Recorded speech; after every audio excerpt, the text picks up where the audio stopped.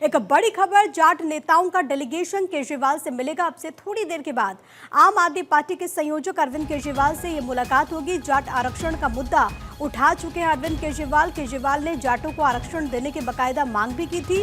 कुल मिलाकर के दिल्ली में इस वक्त जो सियासी फिजा है वो बेहद ज्यादा गर्म हो चली है, क्योंकि चुनावी इस वक्त मौका है, माहौल बना हुआ है। और ऐसे में अब देखिए कि जाटों का जो मसला है वो भी पुरजोर तरीके से इन चुनावों में उठता हुआ आरक्षण को लेकर के अरविंद केजरीवाल पहले ही ये मांग कर चुके हैं।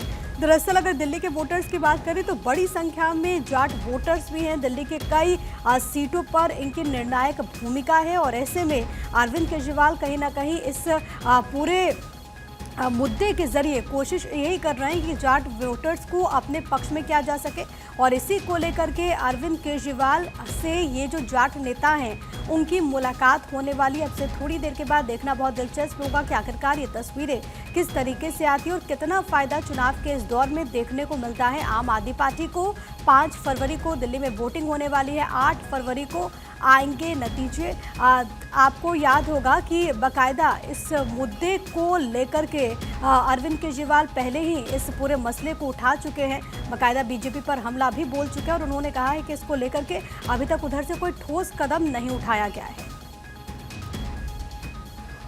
सरकार की एक ओबीसी लिस्ट है। इस ओबीसी लिस्ट में, दिल्ली सरकार की ओबीसी लिस्ट में जाट समाज का नाम आता है। केंद्र सरकार की एक ओबीसी लिस्ट है। केंद्र सरकार की ओबीसी लिस्ट में दिल्ली का जाट समाज नहीं आता। तो दिल्ली यूनिवर्सिटी में जब बच्चे एडमिशन लेने जाते हैं तो उसमें दिल्ली के जाट समाज को रिजर्वेशन नहीं मिलता। बड़ी इंटरेस्टिंग बात यह है कि राजस्थान का जो जाट समाज है उनका नाम केंद्र की ओबीसी लिस्ट में है।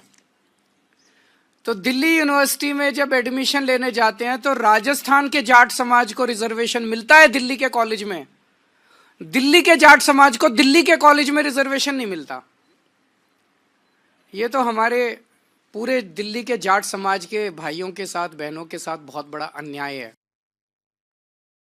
तो जाट समाज को अपने पाले में लाने की कोशिशों में आम आदमी पार्टी, मेरे साथ मेरे सहयोगी गौरव मिश्रा इस वक्त कनेक्टेड है। गौरव, आज जाट डेलीगेशन पूर्व मुख्यमंत्री अरविंद केजरीवाल से मुलाकात करने वाला है आम आदमी पार्टी के राष्ट्रीय संयोजक से। इसके क्या सियासी मायने और साथ ही साथ क्या ये पूरा कार्यक्रम कब ये पहुंचेगा डेलीगेशन? गौरव, आवाज मिल रही है आपको? बिल्कुल, देखिए इस बार के चुनाव में कहीं ना कहीं ये जो जाट वोट है वो बड़ा महत्व रखने वाला है। और खास करके इसकी अगर हम सियासी गणित को समझने का प्रयास करें तो बहुत स्पष्ट है कि जिस तरीके से अरविंद केजरीवाल से आज डेलीगेशन मिलेगा, अपनी बात कहेगा।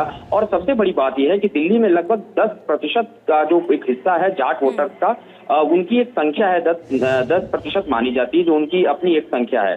दिल्ली की कई ग्रामीण सीटों पर अगर हम बात करें, जाट वोटर्स जो है वो निर्णायक माने जाते हैं। खास करके दिल्ली की 8 ऐसी सीटें हैं जो जाट बहुल हैं। इन सभी सीटों पर हार जीत का जो मानक है, जो निर्णायक भूमिका है, वो जाट ही तय करते हैं।